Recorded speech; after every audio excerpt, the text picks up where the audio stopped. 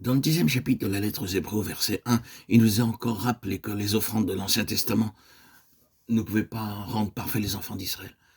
En effet, la loi qui possède du nombre des biens à venir et non l'exacte représentation des choses ne peut jamais, par les mêmes sacrifices qu'on offre perpétuellement chaque année, amener les assistants à la perfection.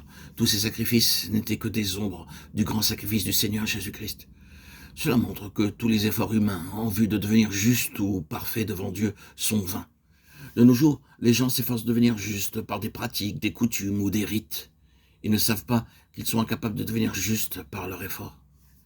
Car il est impossible que le sang des taureaux et des boucs ôte les péchés au verset 4. Il faut deux choses pour devenir juste. Tout d'abord, les péchés commis en pensée, en parole et en acte doivent être pardonnés. Ensuite, toutes les taches de péché dans la conscience coupable doivent être lavées. C'est alors que la vie de Dieu peut être déversée dans notre esprit, purifié. La vie de Dieu dans l'esprit rend juste pour l'éternité. Selon le verset 14, le Seigneur Jésus, par une seule offrande, a amené à la perfection pour toujours ceux qui sont sanctifiés. Son sacrifice ôte la mémoire du péché. Et je ne me souviendrai plus de leur péché ni de leur iniquité. Verset 17. Par ce même sacrifice, il nous rend capables d'obéir à ces lois qu'il écrit dans nos cœurs. La hardiesse d'entrer dans le lieu très saint à cause de l'efficacité de son sang précieux est une autre grande bénédiction de son sacrifice. Ainsi donc, frères, puisque nous avons au moyen du sang de Jésus une libre entrée dans le sanctuaire par la route nouvelle et vivante qu'il a inaugurée pour nous au travers du voile, c'est-à-dire de sa chair, et puisque nous avons un souverain sacrificateur établi sur la maison de Dieu, approchons-nous avec un cœur sincère dans la plénitude de la foi, purifié d'une mauvaise conscience et le corps lavé d'une eau pure. Versets 19 à 22.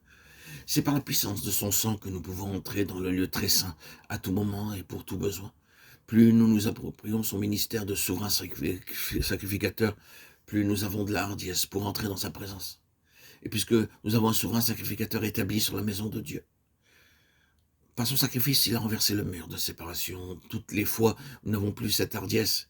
Il nous faut examiner nos cœurs, confesser nos manquements et nous purifier dans son sang précieux.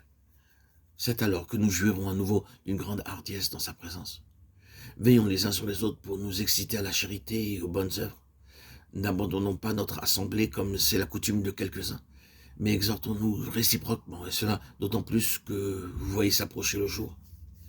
Si nous ne nous rassemblons pas pour la communion fraternelle, nous nous exposons à beaucoup de tentations. En priant et en adorant ensemble, nous sommes protégés, nous grandissons spirituellement et nous bénéficions de la victoire dans nos vies.